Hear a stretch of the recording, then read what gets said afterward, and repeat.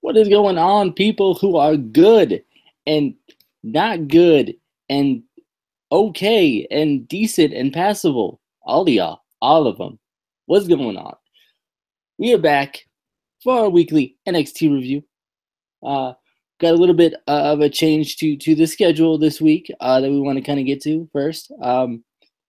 Instead of doing the Instant Classic Wrestling podcast on Friday, we're probably either going to do it tomorrow or maybe Saturday, because somebody thought it was okay to go out of town. Somebody just decided, you know what, I'm going to go out of town and, not even make sure it's okay with the podcast. Well, I don't know if you really understood the point I was trying to make with that, Justin. I was saying that we could record it on Thursday and release it still on Friday. We don't have to necessarily release it on Thursday or Saturday. Well, if we do it Saturday, there's really no way of releasing it on Friday. How we gonna do that? All right, so we're gonna record it on Saturday. We're gonna release it on Friday. So that's the plan. That is the plan. And big news. Who Do You Sign Season 2 is coming. It's official. Don't know when, but it's official. It's coming. We know it's coming. Is it coming soon, like Nia Jax? It's like the majority of NXT debuts. We know they're coming. It's just, we don't know when. So it's coming. We just don't know when. But anyway, let's get into this NXT review. Pretty good week. I felt like, again, still isn't the great shows that we remember or want to come back, but I thought this one was decent. I didn't think it was terrible. Any overall thoughts before we get into it? Yeah, I definitely thought it was a good show. As far as like you said, I think it was relatively decent. I mean, you had anytime I think you put a jobber match in a show anyway, I think it kind of feels like it kind of takes away from it a little bit. And there were a couple in here. And there was also a jobber match that probably shouldn't even have been a jobber match. But anyway, I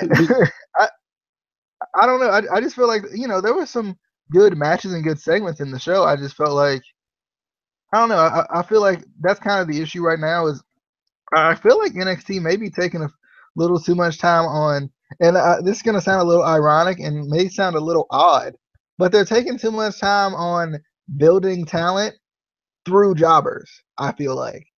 I feel like before there wasn't a lot of jobbing out and a lot of jobber matches, and that's why it felt like it was so good. And I may be wrong. I may have to go back and watch some older episodes of NXT just to figure out what it was about it that was so good. But I don't know. Like, it's definitely something that's not where it was, but I would definitely say it's still solid. Yeah.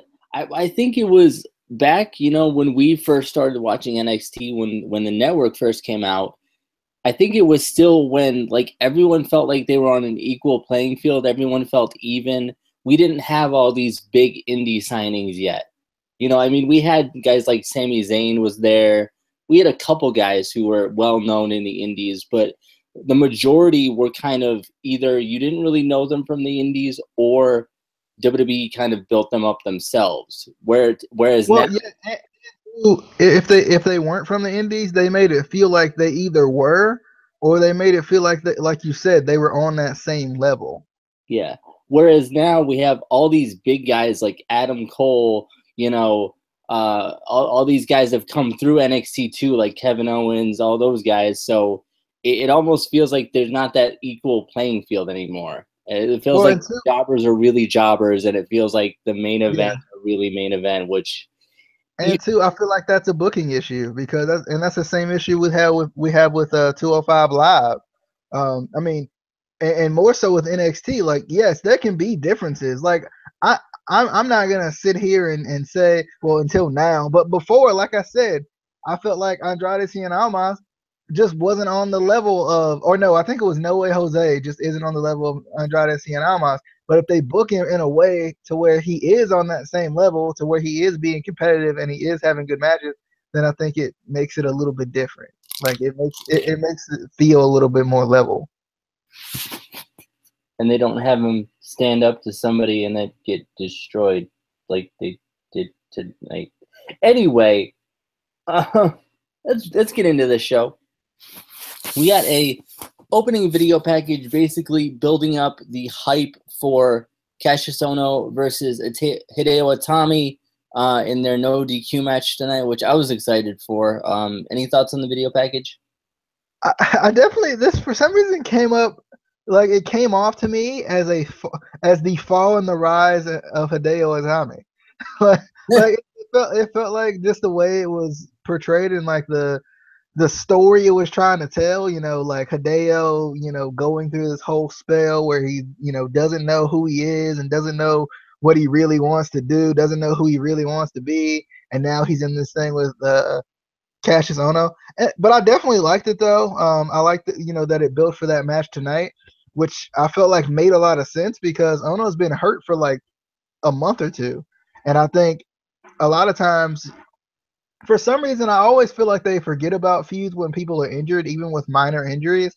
And I felt like that was kind of one of those things with this feud. Like, I think, was it last week? I think Kassius Ohno came back and was like, I want to fight Hideo Itami. And I'm like, oh, yeah, that's a thing. Like I feel like a lot of times you forget about some of these feuds when people get injured at times, I feel like. And I think that was kind of my issue with this feud, even though I definitely like the feud. I mean, I think the feud's been kind of inconsistent at times, but I definitely like the feud. But I feel like this video package was good because, and this feel like the most I've talked about a video package in a while. But I feel like this feud, this video package was good because it kind of reignited this feud for you to be like, oh yeah, they were in a feud before, and it was a pretty good feud, it was a pretty interesting feud. Yeah. Moving on, we had Andrade Cien Almas going up against Cesar Bonani, and Zelina Vega joined commentary for this match, which, okay.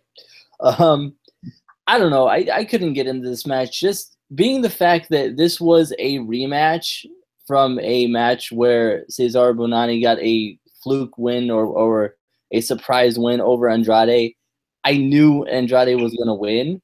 So it kind of took that away from me and kind of, I don't know. I just couldn't get into the match. I mean, it was a pretty good jobber match for what it was. It was a jobber match, but it just, I feel like those matches, and it goes back to, we want that unpredictability.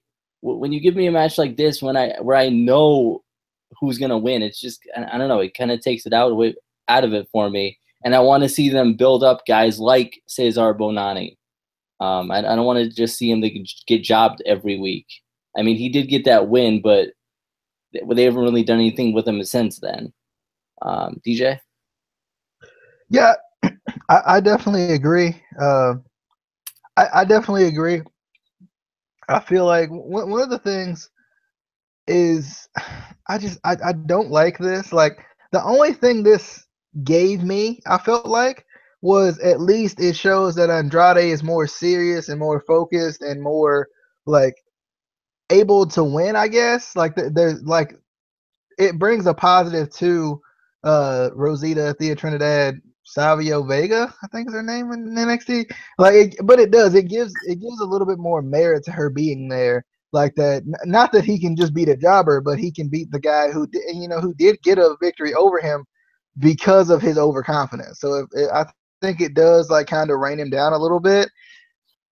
Andrade could be doing more than this. And I feel like when I get matches like this where it's Andrade versus a random jobber for no reason, I feel like there either needs to be more feuds in NXT or there needs to be another championship. Not necessarily like a mid-card type of title, but some sort of other championship there. That, I mean, you can say the UK title, but only certain people can challenge for it is what they try to make it as. So, like, I feel like it's one of those things where there may need to be another title or something just to add to NXT so these other guys have something to do. But then again, I feel like you got to keep a lot of these guys on the roster busy. And I think sometimes that gets hard when you don't have but 3 titles and 2 of them being male titles. Well, what I don't like is, he had that match with Johnny Gargano at TakeOver, and they keep asking Johnny about the end and the distraction, but they're not continuing a feud with that. They're not, there's no rematch, there's nothing. But they keep asking Johnny about it, but they're not. It doesn't make sense to me.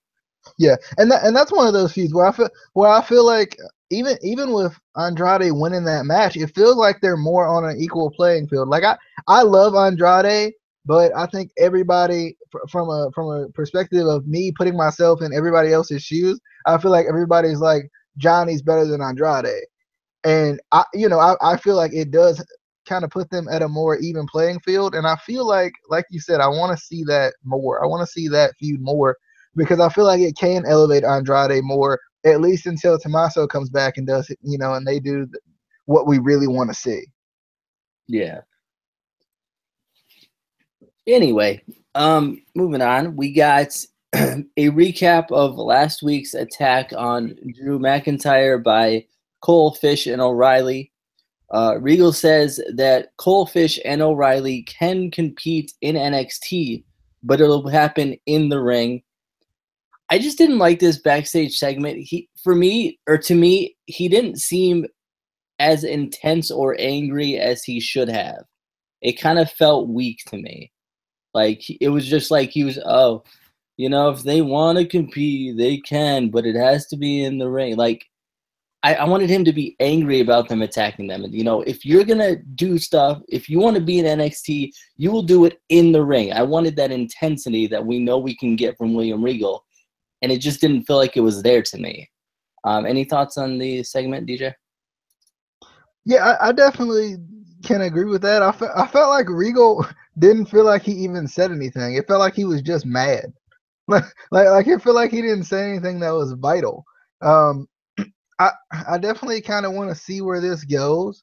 And this is one of those feuds where I like the slow build. A lot of time NXT does the slow build, and I don't know if I've gotten used to just feuds being forcefully built fast because they have no choice. But like I'm definitely liking this one with a little bit more of a slow build because it's giving you time to see who these guys are, and it's giving you time to kind of it gives you time to think. Like as a wrestling fan, I feel like a lot of times these feuds develop so fast that you don't get a chance to think and make your own like assumption and make your own like type of like I guess technically like fantasy book in your mind before it happens and then see if that's actually going to happen. I feel like sometimes these feuds develop so fast that we don't get to see that. And I like that this one is giving fans a chance to kind of be creative with what they want it to be or what they feel like it's going to be before they actually do whatever it is it's going to be or going to do. Yeah. Yeah, what he said, yeah. And then we get a random Velveteen Dream backstage segment where he says he will speak very soon. And I'm like, but bro, you was just speaking, so why couldn't you do it? What? Bro. DJ, get your mans. Get your mans. Well, this started as like an potential supposed like interview with Asuka. And I was just kind of like, so she don't get like a nameplate on her locker room. She just get a mask. That's it. Like, is that how it is? But I love when the Velveteen Dream came up. As soon as I saw that freaking hand, I was like, yes, this man. Bruh, this man is the greatest. I love this man so freaking much. I like him coming in and talking about the ambiance and how it wasn't right, but he's gonna talk anyway. Like for some reason, I really like that. I definitely, like you said, I think it does. It didn't really make sense that he was like, I know I said I would speak when it's time for me to speak, or whatever, right? But then he's speaking anyway. I feel like I wish he would have had somebody else speaking for him or something. I don't know. Like I feel like they kind of could have did that in a different way, but I definitely liked it. I want to see more of the Velveteen Dream just because I really like him. I like that he's calling himself the Dream now. I think it's just funny and it's hilarious and I love it. I don't know, man. I love freaking this Velveteen Dream, man. It's amazing. And I want to see him more in the ring too. Like I feel like it's one of those things that I really want to see him more in the ring because I feel like he's doing a good job of developing that character. But if they pull him out of the ring, especially for these, for CV tapings, then like how is he going to get better? Because he's getting better, getting better gradually. But if they take him out of the ring, then I'm like, well, is he going to really be able to get better in live shows? Yeah, he definitely needs more in-ring work, or like in-ring like matches, and I feel like he needs to work on that character in-ring too. Kind of take little aspects from, old school Goldust, where he would play mind tricks and mind games on his opponents. I think Velveteen Dream could do that. And I agree. I mean, but you think about the last match he had. I don't remember who it was with, but the last match he had, he was doing a good job with it. But I feel like sometimes you often forget how good he's doing because they've taken him out of the ring for 2 months. Yeah. Or what? I don't know if it's 2 months, but that was a number I threw out. But still, like I feel like, I mean, he's like I said, he's doing very good with building his character even in the ring. But I feel like because we're not seeing him, we don't know how much more that's building. Yeah. We'll see what he has to say when he has to say it, which he could have done tonight. No, it's cool. The ambiance was not right, Casey. I mean, I think the ambiance was pretty good. The lighting was good. Yeah, I think, I don't know. I love this man with these glasses too, and then he do that far off stare. Anyway, we got a 3-on-1 handicap match. We got Lars Sullivan versus 3 random jobbers. Explain to me, first of all, how is this a handicap match? And secondly, how is this punishment to Lars? Bruh. This is exactly what I said they was gonna do. Like, bruh. Lars tells the ref he wants all 3 of them in the ring at the same time and proceeds to just kill him. Like, this man was literally throwing them around the ring. Like, literally. I know we say that sometimes figuratively. No, literally, he was throwing these men around the ring. Like, bruh. The winner was the jobbers. I mean, sorry. It was Lars. It wasn't the jobbers. Anyway, after the match, he continues to beat on the jobbers. Then No Way Jose's music hits. Jose says that at Brooklyn, Lars attacked him from behind and ruined the biggest conga line Brooklyn has ever seen. And he gets it. Lars is tough. But let's see how tough he is when Jose is looking him straight in the eye. Jose gets a couple shots in there, and then he just gets killed. DJ.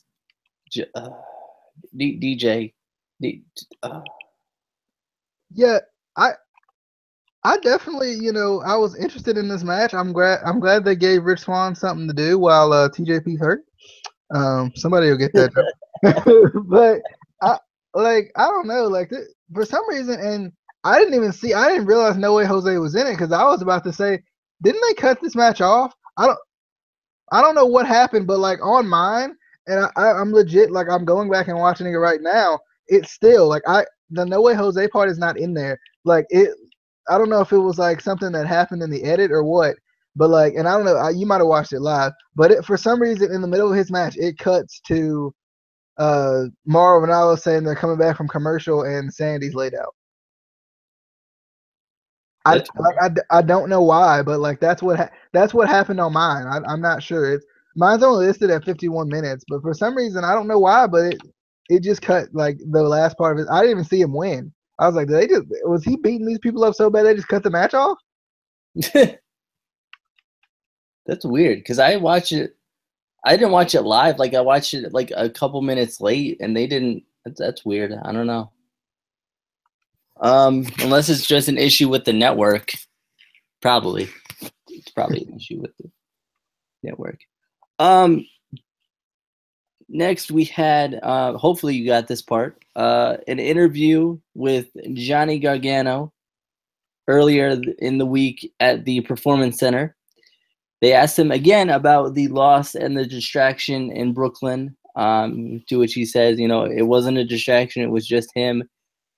Then for some reason, Tino Sabatelli and Riddick Moss come up talking about how Johnny just isn't good enough for a singles competition, and their advice would be for him to find a new tag team partner. Johnny challenges one of the two, to a match next week.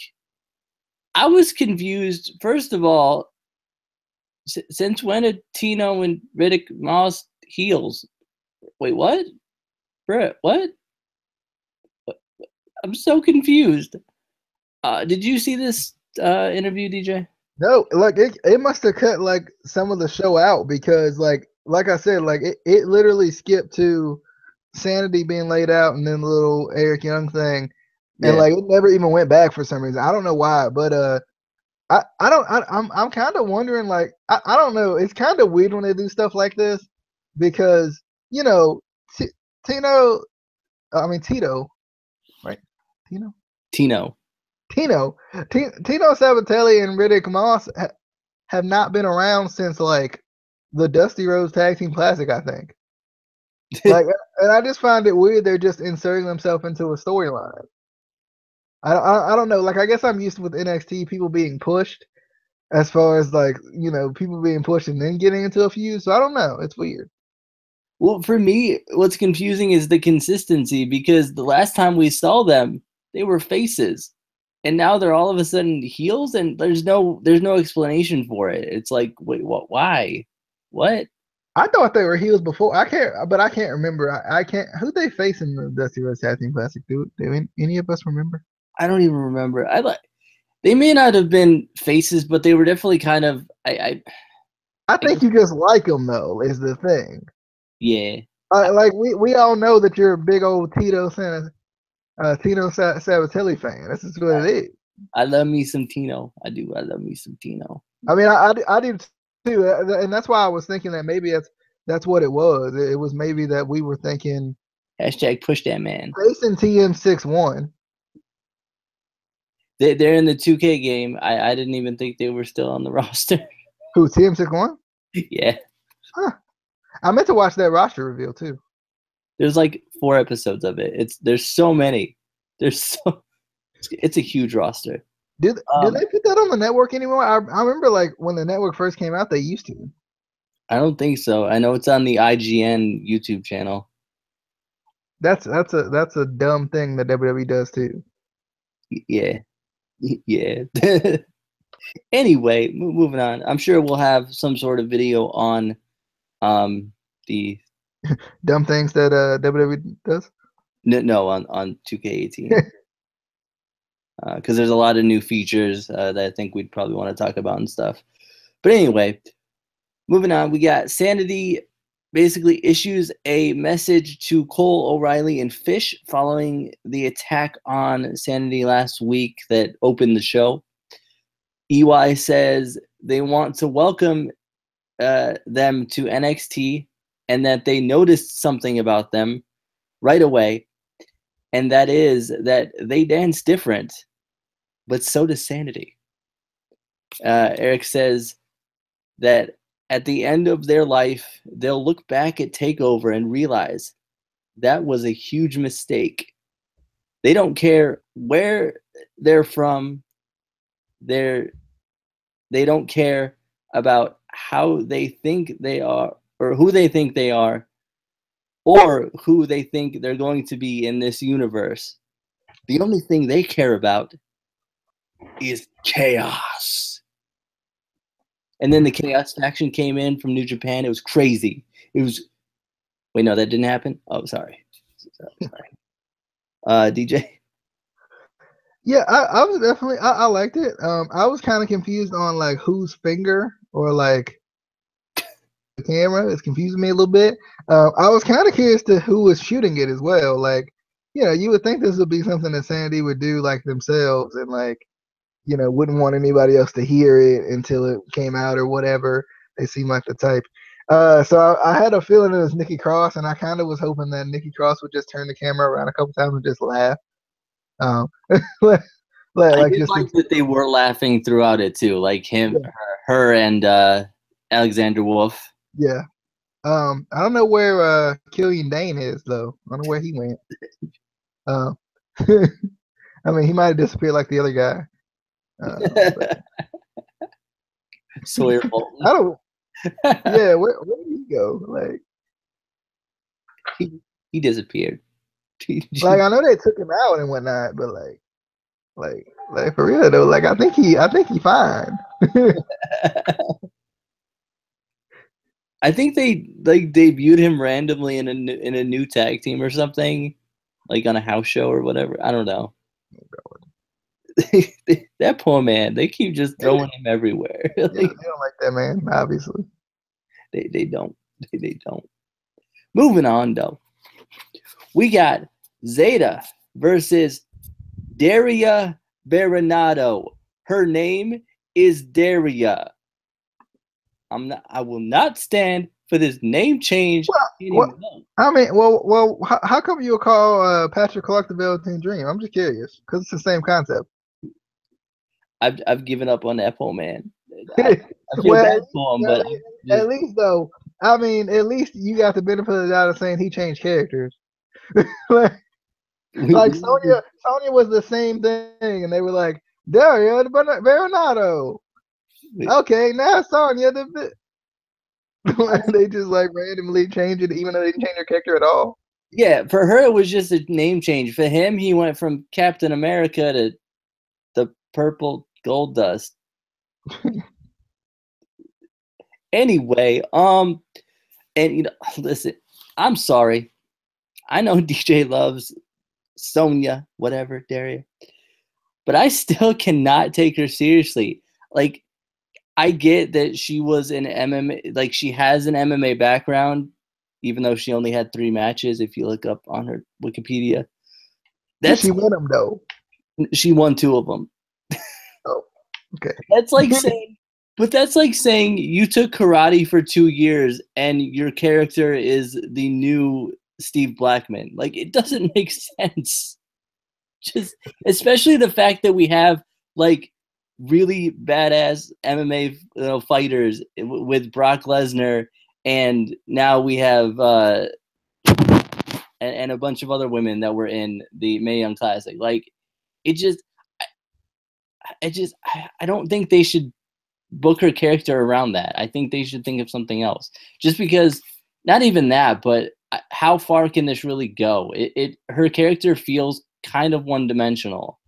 Like, it just doesn't seem like the kind of, and I get NXT is, where you try things out, and if this doesn't work, you try something new. I don't know. I just don't see it going far. And I really don't see it on the main roster. They have her listed as trained by Booker T, Billy Gunn, and Lita. Sorry, that's just funny because that's tough enough. Oh yeah. Also, I wanted to see more of Zeta, and she was just basically jobbed out to somebody who is less talented than Zeta. I think. I'm just saying. I think Zeta's better. DJ. Yeah, I definitely agree. Like, I felt like Zeta was much better. Like, they should have brought on, what was that girl's name?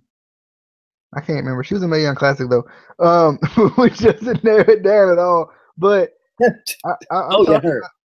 talking about the one that was a rookie, not Belair, but I can't remember her name.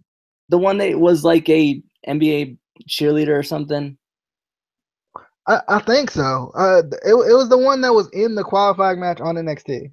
Yeah, I can't think of her name. I don't remember her name though. Sorry, I apologize for ma'am. But anyway, I like the new camera shots for Sonya Deville's entrance. I'm a fan.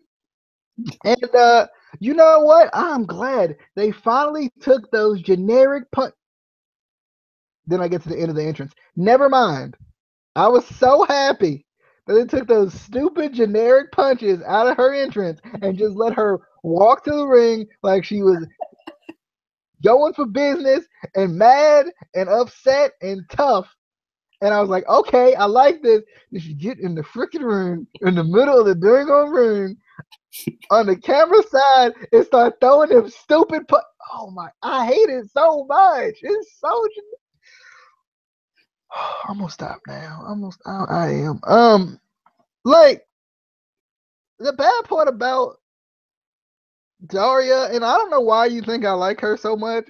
I've been like crushing her entrance like for the longest time, but I mean I do give her the benefit of the doubt. But like she felt like she got the speed, but then she had like no reaction time in this match. like I don't know if you caught her in that. It was a section of this match where she was like doing stuff fast. She was using her speed, but then she tried to go for her leg, and it was the slowest thing I'd ever seen in my. and like I don't know, for some reason I just don't think she's that good right now, and I don't say that a lot. Like if anyone knows me as a wrestling fan, I don't say that a lot. Like I really don't. I do not abuse the fact that people aren't that good. So it's got to be a special kind of something where I notice that you're just not that good.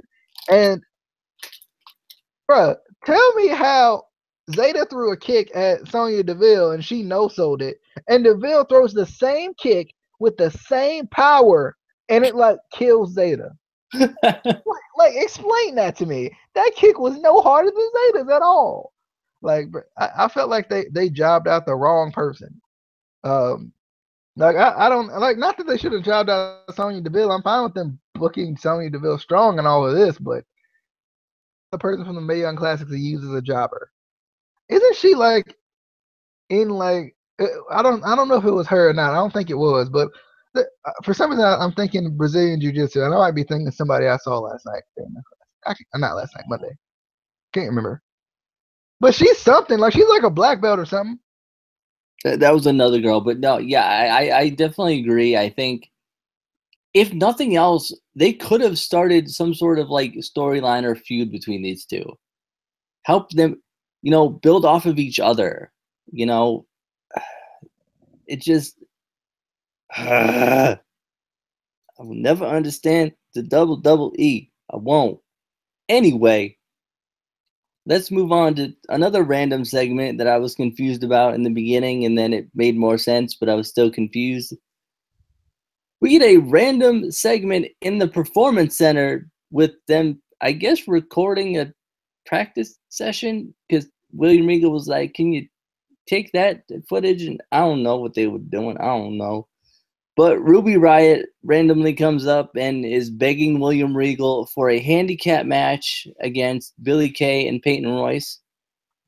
Regal says, in all good conscience, because he knows that she'll kill him. She'll kill both of them. He can't do that, but he can set up a tag team match if she can find a partner.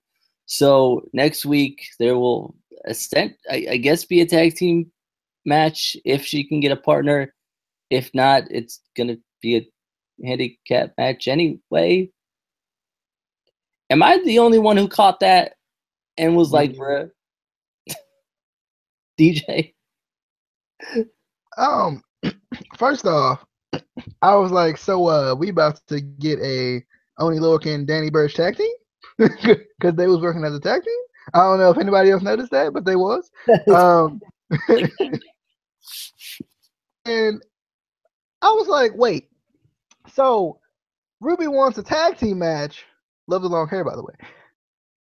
But Regal can't in good conscience? He just gave Lars Sullivan a freaking handicap match. Explain! Explain! That makes no sense. I was so done. I was like, how? I was like, how does that work? You can't in good conscience book that match. But you can give Lars Sullivan a 3-on-1 handicap match.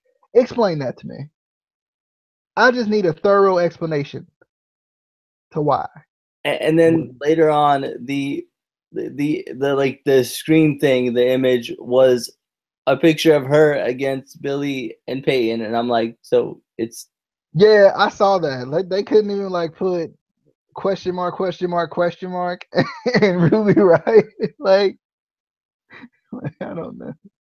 Maybe they didn't want to give it away because sometimes they use the black like filler image or whatever, and like they use somebody's actual render within it. And all they have to do is use like the 2K18 one, like, or the 2K17, whatever. But anyway, moving on to the sort of main event of the evening, and then the segment after that. Anyway, the no disqualification match, Kassius Ohno versus Hideo Itami. This was definitely a good match, a very intense match. I loved Itami kicking Kassius in the face, and Kassius keeps asking for more and more. Ohno reverses a GTS into a crazy roaring elbow, knocking Hideo to the outside of the ring. Kassius then starts stalking Itami up the ramp and yells, "I don't care how much this hurts," and gives him another elbow. I love that part. Nice fisherman suplex on Kassius on the entrance ramp. I definitely liked this match. I definitely thought it was a good no disqualification match. We didn't see anything too crazy, I didn't think. Like, not really too many weapons. There was a chair. And I would have liked to see them kind of maybe go in the backstage. But it was still really good for a no disqualification match. DJ? yeah, I definitely agree. I liked it. I like that it was hard hitting and smash mouth. That's always what you want to see, and especially in no DQ matches. And I feel like they really worked well together. I think they always do. I love the freaking hesitation drop kick into the chair. That was great. I was like, oh my god, no! I'm a big hesitation drop kick guy too. And I love Hideo kind of going back to the well too much there with the low blow, and then getting called the low blow of Kassius Ohno. I was like, okay, I like that. And then the rolling elbow that ended up finishing the match. I definitely liked it though. Like I like the kind of the fact that it was like no DQ, but it was also like aggressive. Like sometimes I feel like you don't get that in some no DQ matches where it's still aggressive even though it is no DQ. Yeah. I feel like in a lot of no DQ matches, it feels like one of the competitors is always trying to get away from the other one, but it felt like they wanted to go at each other. So I definitely like that. And Hideo with the greatest low blow cell ever. Like, he sold that for like what seemed like 5 minutes. Like, that was the greatest thing I've ever seen. His eyes. He was just like, "Oh my god." That's the ding ding special, kids.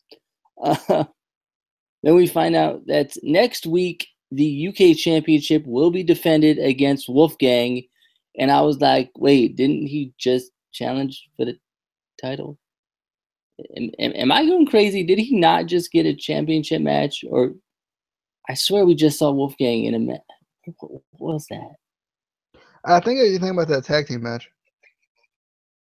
Maybe. But they were seen together like after the match. Yeah. That's what it was.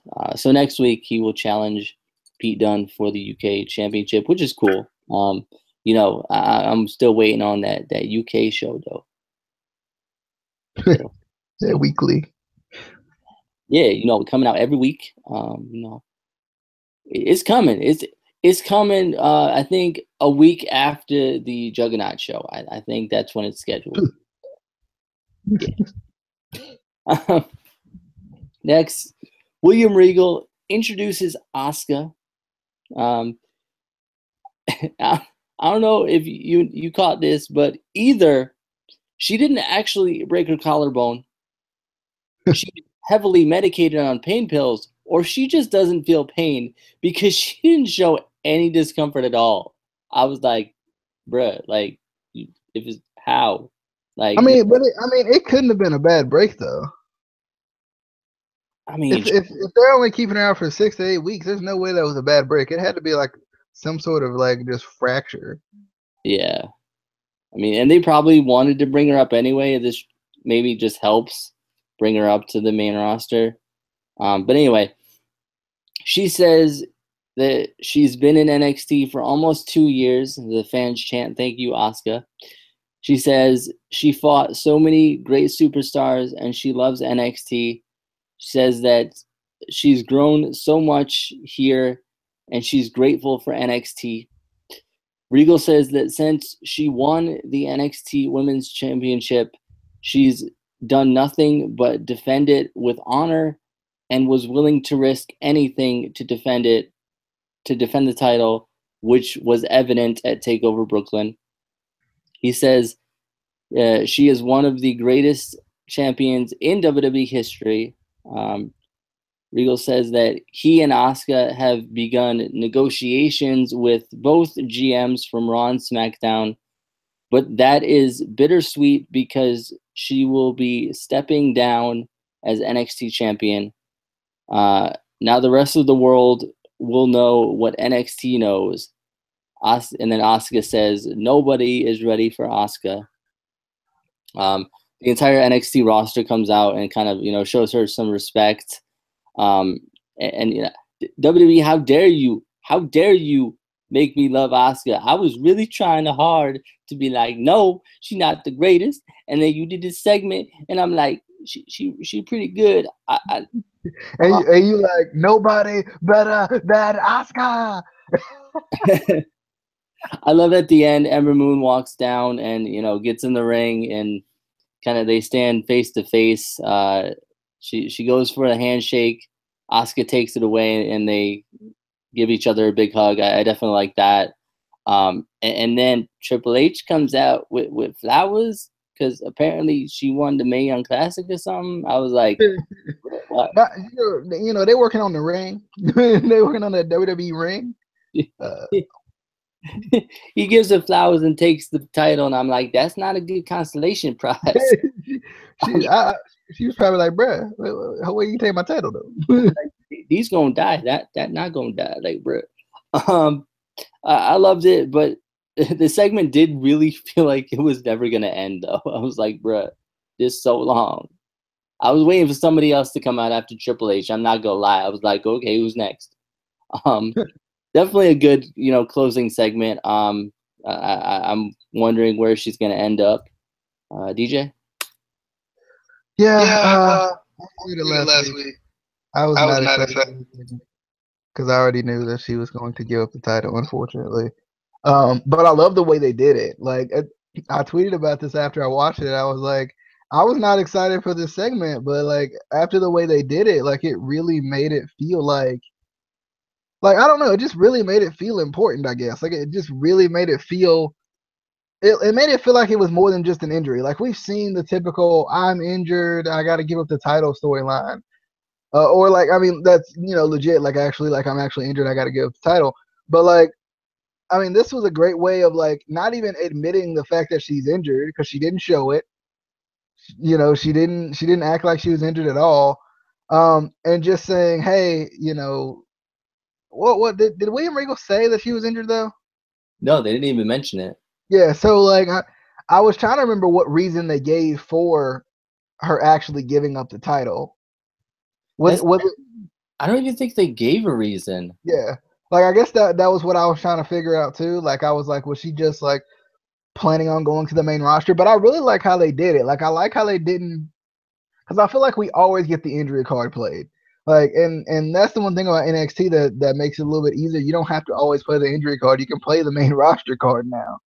You can play, we're in talks with the two general managers to see where Asuka's gonna go, and that's what I liked about it. Like that's honestly what I really liked about this segment was that they kind of played that card and saying, hey, we want to see where Asuka's gonna go. Asuka wants to go to the main roster. She's one of the greatest, NXT Women's Champions we've seen. By the numbers, she is the greatest. She's the best in the world. Period. I don't care what anybody says. And I think this was just a good way of doing it instead of.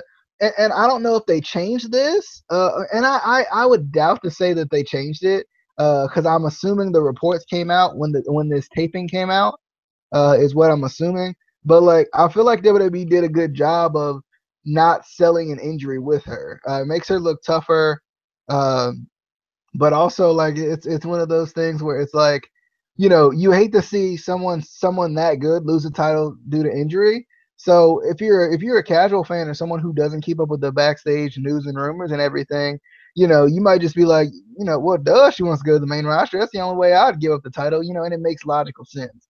So I definitely like it. When Triple H, Well, no, when Ember Moon came out, I was like, oh Lord, Ember Moon gotta go steal the spotlight. Here she come. But I definitely liked it though. I definitely liked it. I like Ember Moon pulling the hand away because we've seen Asuka do that at times, so it's kind of turnabout fair play and then the hug and everything. And then Triple H coming out, and everybody knows. I was like, oh Lord, here you come. He gotta come out and say something. Yeah, come out and I'm Triple M the game. All that crap. And I don't know. Like I really liked it though. I did. I like him giving. I like the flower thing. I don't know what the tradition is behind the flowers. I feel like they stole that from somebody because they just started really doing that. But like, I feel like I don't really know what the tradition is. I wish they would explain it to me a little more. Because they just come out randomly just giving people flowers, and I'm like, wait, but why though? But why you giving them? But why though? But I definitely liked it though. This is a good segment. Like I said, this is one of those segments I wasn't looking forward to, but I ended up really liking once I got a chance to watch it. Yeah. And I think, I mean, if a casual fan watched this, I think they would be confused. If you didn't read all the reports and everything. But obviously, the majority of people know that she was injured. Blah blah blah. So, yeah. But now I'm wondering. I'm sure they'll announce next week. There's some sort of tournament. Or I think they weren't they going to do a tournament for the women's championship or something? I think so.